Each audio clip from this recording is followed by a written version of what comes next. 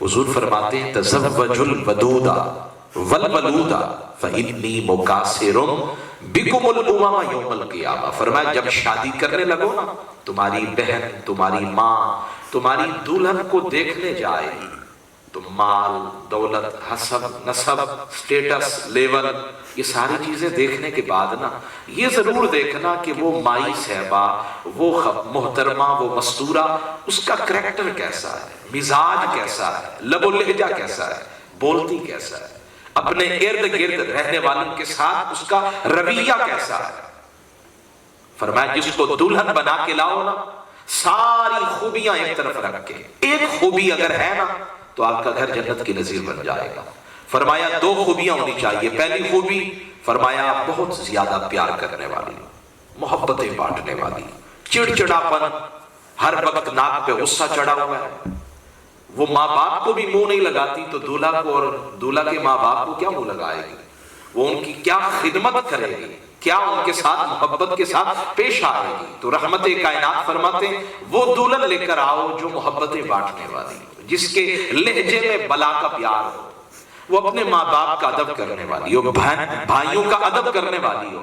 جب ایسی محبت والی عورت تمہاری زندگی میں آئے گی تمہیں بھی محبتیں دے گی، آگے جو تمہاری اولاد ہوگی وہ بھی محبت والی، اور پھر وہ تمہارے ماں باپ کا بھی خیال کرے گی. اور دوسری کوالٹی، دوسری خوبی میرے آقا فرماتے ہیں ولودا، ایسی عورت لے کر آؤ جو زیادہ بچوں کو جنم دینے والی ہو، جو زیادہ بچوں کو جنم دینے والی ہو. یا رسول اللہ اس کی وجہ کیا ہے؟ ہم تو یہی سنتے آئے کہ دو ہی بچے وہی اچھے.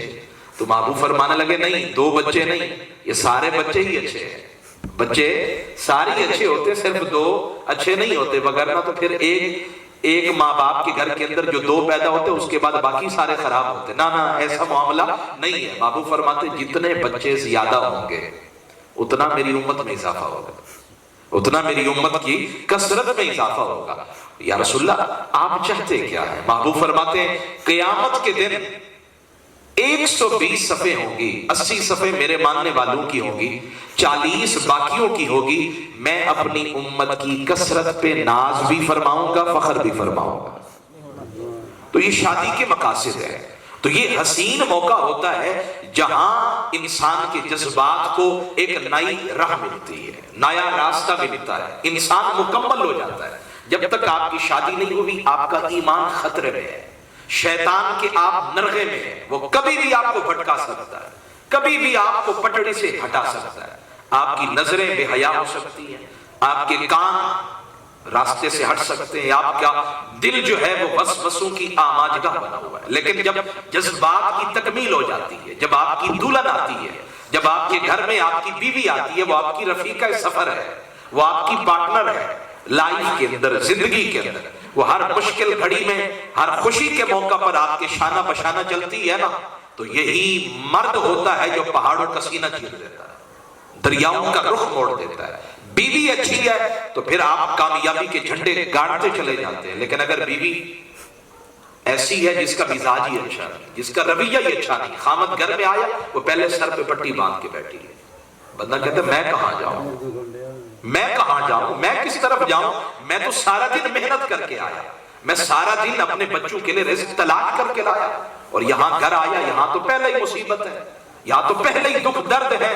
اور کیسا حسین انداز ہو کہ بیوی روزانہ شام کو اپنے خامد کے لیے نئی نویلی دلہن بن کے تیار ہو کے کھڑی ہو جائے، اور پھر جیسے ہی دروازے پہ قدم رکھے تو بیوی کہے مرحبا مرحبا آپ تشریف لائے.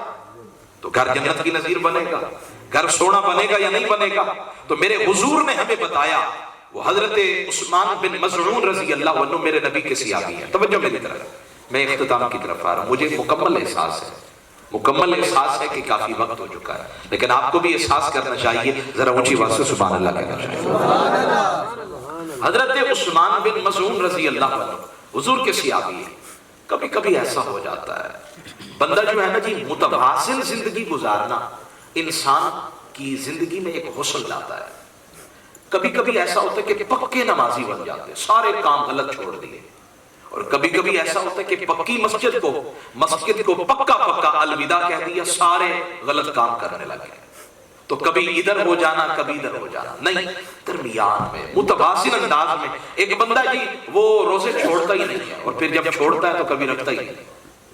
ایک بندہ ہے گالیوں کے علاوہ بات ہی نہیں کرتا اور پھر کبھی اس کے دماغ میں بات بیٹھ گئی تو اب میٹھے لہجے کے علاوہ بات ہی نہیں کرتا. تو درمیان میں چلیں، زندگی کو ایک ڈگر پہ لے کر آئیں، ایک راہ پہ لے کر آئیں. میرے حضور کے ایک صحابی تھے، نام ہے حضرت عثمان بن مظعون رضی اللہ عنہ. ان کو عبادت کا ایسا کوئی ذہن میں بات بیٹھی، حضور تک یہ خبر پہنچی. ان کی بیوی ہے خولہ بنت حکیم رضی اللہ تعالیٰ عنہ. وہ آئی حضور کی بارگاہ میں، حضرت عائشہ کی بارگاہ میں، بال الجھے ہوئے، میک اپ نہیں کیا ہوا، تیار نہیں ہے، کپڑوں پر مٹی کی تہ جمی ہے. تو حضرت عائشہ نے پوچھا یہ کیا بنا رکھا ہے تم نے اپنا حلیہ؟ کیا تم اپنے خامد کے لیے تیار نہیں ہوتی ہو؟ یہ بال دیکھو الجھے ہوئے ہیں، کپڑے دیکھو مٹی کی تہ جمی ہوئی ہے، لگتا ہے آنکھوں میں ویرانگی ہے، یہ تم نے اپنا حلیہ کیسا بنا رکھا ہے؟ تو حضرت خولہ بنت حکیم کہنے لگی میں تیار کس کے لیے ہوں، کس کے لیے بنوں صبروں، کس کے لیے میں تیار ہوں؟ جو میرا دولہا ہے نا عثمان بن مظعون، وہ ساری رات جاگ کر عبادت کرتا ہے اور جب دن کا سویرا ہوتا ہے تو سارا دن روزہ رکھتا ہے. وہ میری طرف پیش قدمی کرے، میرے قریب آئے، مجھ سے محبت کی باتیں کرے، میرے ساتھ چند لمحے پل گزارے تو پھر میں اس کے لیے تیار ہوں. یہی بات حضرت عائشہ کی ذریعہ سے میرے حضور کے کیا کہہ رہے ہیں، میرے رسول کے کیا کہہ رہے ہیں. یہی بات حضرت عثمان بن مظعون کی حضرت حضور سرور کائنات تک جب پہنچی نا، میرے رسول تک پہنچی، تو حضرت عثمان بن مظعون کو میرے نبی نے بلایا. اس کو کہتے ہیں حضور مصلح امت، اس کو کہتے ہیں. میرے نبی نے بلا کر فرمایا یہ بتاؤ تم بڑے عبادت گزار یا ہم بڑے عبادت گزار؟ اس نے کہا حضور آپ سے بڑا عبادت گزار کون ہو سکتا ہے؟ فرمایا یہ بتاؤ تم زیادہ اللہ کی عبادت کرنے والے یا پھر تمہارا نبی؟ فرمانے لگے حضور آپ سے بڑا عبادت گزار کون ہے؟ میرے حضور فرمانے لگے میں اللہ کا نبی بھی ہوں، اللہ کا رسول بھی ہوں، میں اللہ کا پیغمبر بھی ہوں، اللہ کا لاڈلا نبی بھی ہوں. ان تمام باتوں کے باوجود میں نے شادیاں بھی کی ہیں، میں دلہنوں کو وقت بھی دیتا ہوں، میں عبادت بھی کرتا ہوں، ساری رات عبادت نہیں کرتا، اپنی دلہنوں کو وقت بھی دیتا ہوں، روزے بھی رکھتا ہوں، روزے چھوڑ بھی دیتا ہوں، فرض روزوں کے علاوہ نفلی روزے رکھتا بھی ہوں، چھوڑ بھی دیتا ہوں. عثمان یہ تم نے کیا کر دیا، صرف اللہ کی عبادت میں لگ گئے تو پیچھے بچوں کا کیا بنے گا؟ اور بھئی ایک بندہ، میں انتہائی ادب کے ساتھ کہہ رہا ہوں، دبئی چلا گیا، عرب امارات چلا گیا، ابو ظبی چلا گیا، مسقط عمان میں چلا گیا، یورپ چلا گیا، کہیں اور چلا گیا، چلے پہ چلا گیا، دعوت اسلامی کے ساتھ کئی اور سال پورے کے لیے چلا گیا، بیوی بچوں کا کیا بنے گا؟ اسلام کہتے ہیں یہ متوازن انداز میں زندگی گزارو، دین کو بھی وقت دو لیکن ساتھ ساتھ بچوں کو بھی وقت دو. یہ ہے میرے نبی کا دین، یہ ہے میرے نبی پاک صلی اللہ علیہ وآلہ وسلم کی شریعت. اور میں آپ کو بڑی حسین بات سنانے لگا ہوں، دو باتیں آخر میں عرض کرنے لگا ہوں، ذہن کیجئے گا. پہلی بات، توجہ ہو تو سبحان اللہ کہہ رہے. حضرت عائشہ رضی اللہ تعالی عنہا اور حضرت فاطمہ الزہرا سلام اللہ علیہا، دونوں کی آپس میں گفتگو ہونے لگی. تو حضرت فاطمہ نے ایک دن حضرت عائشہ کو کہہ دیا انا خیر منکی، اماں جان اے عائشہ صدیقہ میں آپ سے بہتر ہوں. حضرت عائشہ نے پوچھا کیوں؟ کہنے لگی لِأَنِّي بَضْعَةٌ مِّن رسول اللہ، کیونکہ میں حضور کے جگر کا ٹکڑا ہوں، میں حضور کے کلیجے کا ٹکڑا ہوں تو میں آپ سے بہتر ہوں. حضرت عائشہ بڑی سمجھدار عورت تھی، فرمانے لگی اما فی الدنیا، دنیا میں تو یہ بات مسلم ہے، ٹھیک ہے آپ مجھ سے بہتر ہے، لیکن وَأَمَّا فِي الْآخِرَةِ، آخرت کے اندر کیا ہوگا؟ وہ کیسے؟ حضرت عائشہ فرمانے لگی جنت میں جب جائیں گے نا تو تم نے تو مولا علی کے ساتھ ہونا ہے اور میں نے تمہارے بابا مصطفیٰ کے ساتھ ہونا ہے. بات نہیں سمجھے آپ؟ اب کان پہ ہاتھ رکھ کے بات کی جائے تو سبحان اللہ کہنا ہے، ویسے بھی کہہ دینا چاہیے، سبحان اللہ ویسے بھی کہہ دینا چاہیے. یہ سنانے کے لیے نہیں کہہ رہا. میں کل تلگنگ سے آگے ایک سکا علاقہ تھا، مصطفی صاحب کا المصطفی اسلامک سینٹر تھا، اس کا افتتاح تھا، بہت بڑا پروگرام تھا جس میں کراچی سے بڑے بڑے نعت خوان آئے ہوئے تھے، مصر کے قاری تھے، تنزانیہ سے، بہت بڑی محفل تھی. تو وہاں جو ہے نا ایک ماحول بنا ہوا تھا خوبصورت. تو میں بیان جب کرنے لگا تو میں نے لوگوں کو دیکھا، ان کا جذبہ تھا، وہ پتہ نہیں کتنے وقت سے بیٹھے تھے اور بڑی پیار بڑی محبت کے ساتھ سن رہے تھے. تو میں نے حاجی صاحب سے کہا میں بڑا لمبا سفر کر کے آیا ہوں، معذرت ہی قبول کر لیں. حاجی صاحب نے کہا نہیں معذرت قبول نہیں، آپ نے آنا ہی ہے. میں تو آ گیا ہوں، کیا آپ بھی آئے ہیں یا نہیں آئے؟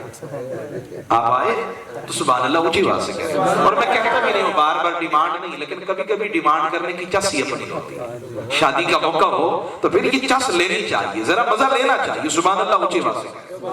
حضرت عائشہ کتنی نوک جھوک کبھی کبھی اچھی بھی ہوتی ہے، دوستوں کے درمیان نوک جھوک ہو، میٹھی میٹھی لڑائی جھگڑا آپس میں۔ حضرت انس کو میرے حضور نے گوشت دیا، فرمایا جاؤ رقیہ اور حضرت عثمان کے گھر میں دے کر آؤ۔ حضرت انس کہتے میں چلا گیا، میں نے جا کر دیکھا حضور کی بیٹی کے گھر کا نقشہ عظیم، بڑا سونا نقشہ تھا۔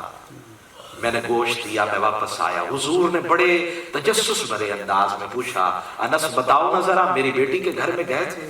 یا رسول اللہ گیا تھا۔ تو پھر کیسے پایا میری بیٹی کے گھر کو؟ حضرت انس کہنے لگے حضور میں نے دونوں کو دیکھا، آپ کی بیٹی حضرت عثمان کو دیکھتی، حضرت عثمان آپ کی بیٹی کو دیکھتے، میں نے ان سے بہتر جوڑا دیکھا ہی نہیں۔ اچھا یہ کبھی کبھی یہ جو آپس میں نوک جھوک ہوتی ہے یہ بھی تعلق کا حسن ہے، کہیں یہ پنج مردگی آ جائے ناراضگی آ جائے، یہ تعلق کا حسن ہے، جہاں تعلق ہی نہیں ہے وہاں ناراضگی کیسی؟ سرکار مولا علی کے گھر میں آئے تو حضرت فاطمہ الزہرا سے پوچھا بیٹی علی کہاں ہے؟